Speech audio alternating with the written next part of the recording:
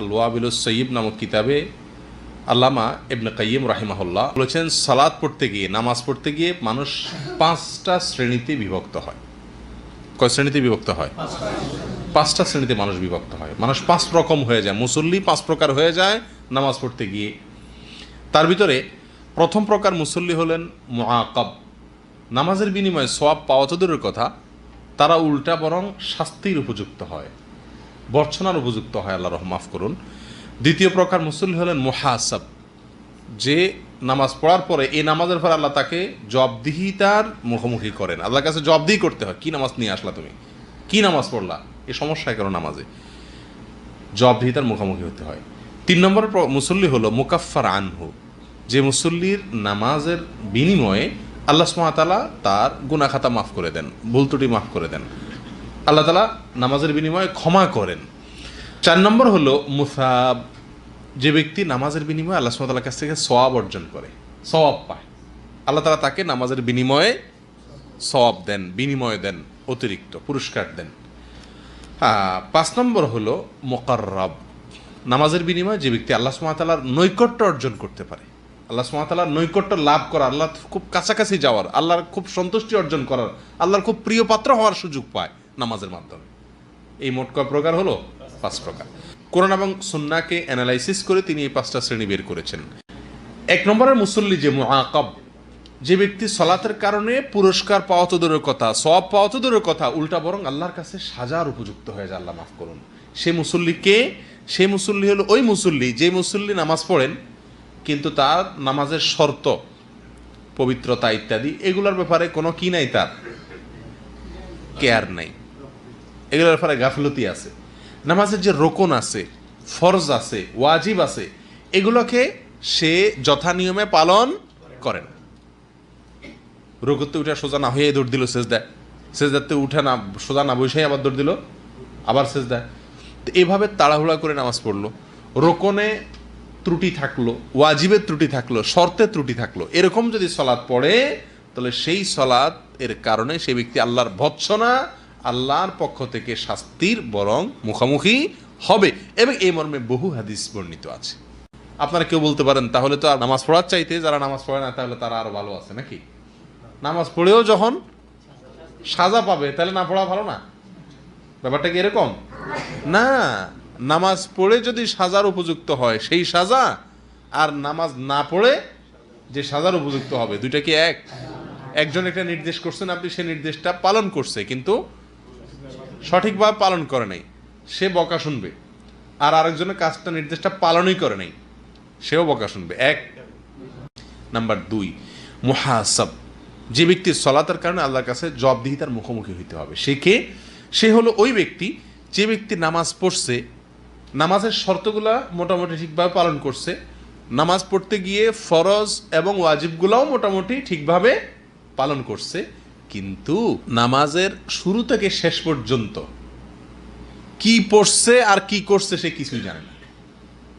সে শুধু শুরু করছে আর শেষ করছে এর দূর জানে, মাঝখানে সে অন্য কোনো জগতে বিচরণ করছে, কোনো খোঁজ খবর নেই, কি পড়ছে কি না পড়ছে, কয় রাকাত পড়ছে না পড়ছে, কোনো হুঁশদিশ নাই। আল্লাহ মাফ করুন, এই কিসিমের মুসল্লির পরিমাণ সবচাইতে বেশি। এই মুহাসাব, এই শ্রেণীর মুসল্লিরা আল্লাহর কাছে জবাবদিহি করতে হবে।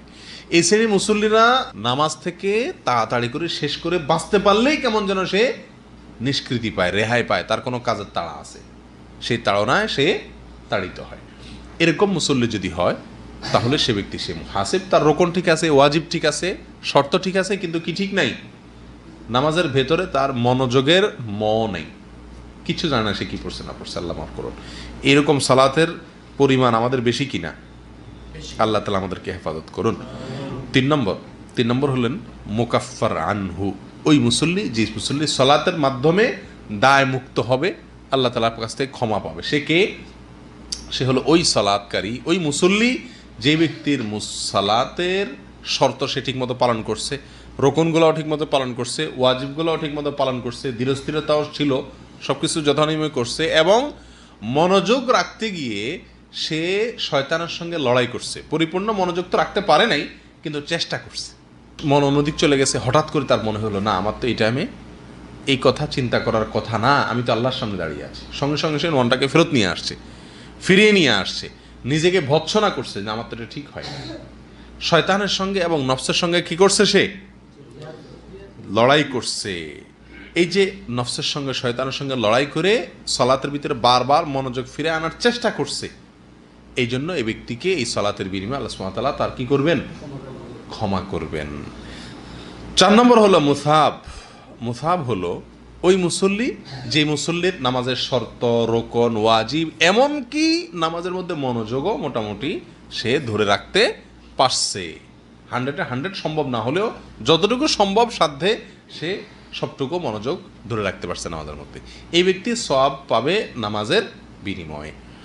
5 নম্বর মুকাররাব, আল্লাহর কাছে যে ব্যক্তি নামাজের মাধ্যমে আল্লাহর খুব কাছাকাছি যেতে পারবে, আল্লাহর খুব নৈকট্য অর্জন করতে পারবে, সেই ব্যক্তিকে, সেই বিভক্তি হলো ওই ব্যক্তি যে ব্যক্তি এই সালাতের শর্ত, রোকন, ওয়াজিব, মনোযোগ, খুশু সব ঠিক মতো করছে, পাশাপাশি এই মন নিয়ে সালাত আদায় করতে পারছে যে আল্লাহ সুবহানাহু ওয়া তাআলার সামনে দাঁড়িয়ে তিনি সালাত আদায় করছেন, এই কথার ইস্তেহজার করতে পারছে। অর্থাৎ আনতা আবুদাল্লাহ কাআন্নাকা তারাহু, ইহসানের যে দরজা, সে দরজা, সে স্তরে সে চলে যেতে পারছে। অর্থাৎ ইবাদত করছে, নামাজ পড়ছে এমনভাবে কেমন যেন সে আল্লাহ সুবহানাহু ওয়া তাআলাকে দেখছে। দেখলে যেভাবে আল্লাহর সামনে নামাজ পড়তো ওই রকম মন নিয়ে সে নামাজ পড়তে পারছে, ওইরকম ভয় নিয়ে, ওই রকম এহতেরাম, ইজ্জত আল্লাহর প্রতি রেখে সে সালাতটা আদায় করতে পারছে। এই লেভেলে যদি সালাত আদায় করতে পারে তাহলে সেই ব্যক্তি হবে মুকাররাব। এই সালাতের মাধ্যমে সে আল্লাহর খুব বেশি নৈকট্য অর্জন করবে, খুব বেশি সন্তুষ্টি অর্জন করতে সক্ষম হবে। এই 4 নম্বর এবং 5 নম্বর শ্রেণীর ভিতরে পার্থক্য হলো, 4 নম্বর শ্রেণীর লোকজনের খুশু খুজু সবই ঠিক আছে, শুধুমাত্র এহসানের স্তরে সে পৌঁছাতে পারে না। অর্থাৎ আল্লাহকে দেখে ইবাদত করলে যেরকম ইবাদত হতো সেই মানের ইবাদত করতে সে পারে নাই, কিন্তু 5 নম্বর মুসল্লি যে সে এটা পারছে। প্রিয় ভাইয়েরা, এই যে 5টা প্রকারের কথা আল্লামা ইবনে কাইয়িম আল জাওজিয়্যি রাহিমাহুল্লাহ আল ওয়াবিলুস সাইয়্যিব কিতাবে বলেছেন, সেখানে আরেকটু ব্যাখ্যা করেছেন তিনি বিস্তারিত। সংক্ষেপে আমরা শুধুমাত্র পেশ করলাম। এখান থেকে একজন মুসল্লি, আমরা প্রত্যেকে যার যার নামাজকে আমরা কোনো একটা শ্রেণীতে ফেলতে পারতেছি না, অতএব আমাদের এখান থেকে যোগ বিয়োগ করে আমাদের নামাজগুলাকে একটু উন্নত করা দরকার কি দরকার না? 5 নম্বর শ্রেণীর মুসল্লি আমরা কে কে হইতে পারছি এখানে বলেন দেখি? আল্লাহ মাফ করুন। অন্তত বছরে 2-4 বারের হয়তো চেষ্টা হওয়া দরকার কিনা, চেষ্টাটা করা দরকার কিনা। আমরা এখন দেখি যে আমি কি মুআকাব না মুহাসাব না মুকাফফার আনহু নাকি মুসাব নাকি মুকাররাব, কোন কিসিমের মুসল্লি, এগুলো একটু যাচাই করা দরকার কি দরকার না? আল্লাহ তাআলা তৌফিক দান করুন। যে ব্যক্তি এই সালাতের শর্ত, রোকন, ওয়াজিব, মনোযোগ, খুশু সব ঠিক মতো করছে, পাশাপাশি এই মন নিয়ে সালাত আদায় করতে পারছে যে আল্লাহ সুবহানাহু ওয়া তাআলার সামনে দাঁড়িয়ে তিনি সালাত আদায় করছেন, এই কথার ইস্তেহজার করতে পারছে। অর্থাৎ আনতা আবুদাল্লাহ কাআন্নাকা তারাহু, ইহসানের যে দরজা, সে দরজা, সে স্তরে সে চলে যেতে পারছে। অর্থাৎ ইবাদত করছে, নামাজ পড়ছে এমনভাবে কেমন যেন সে আল্লাহ সুবহানাহু ওয়া তাআলাকে দেখছে।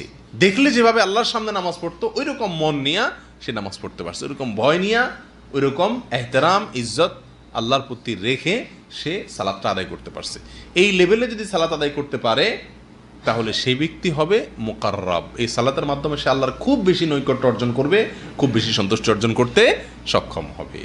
এই 4 নম্বর এবং 5 নম্বর শ্রেণীর ভিতরে পার্থক্য হলো, 4 নম্বর শ্রেণীর লোকজনের খুশু খুজু সবই ঠিক আছে, শুধুমাত্র এহসানের স্তরে সে পৌঁছাতে পারে না। অর্থাৎ আল্লাহকে দেখে ইবাদত করলে যেরকম ইবাদত হতো সেই মানের ইবাদত করতে সে পারে নাই, কিন্তু 5 নম্বর মুসল্লি যে সে এটা পারছে। প্রিয় ভাইয়েরা, এই যে 5টা প্রকারের কথা আল্লামা ইবনে কাইয়িম আল জাওজিয়্যি রাহিমাহুল্লাহ আল ওয়াবিলুস সাইয়্যিব কিতাবে বলেছেন, সেখানে আরেকটু ব্যাখ্যা করেছেন তিনি বিস্তারিত। সংক্ষেপে আমরা শুধুমাত্র পেশ করলাম।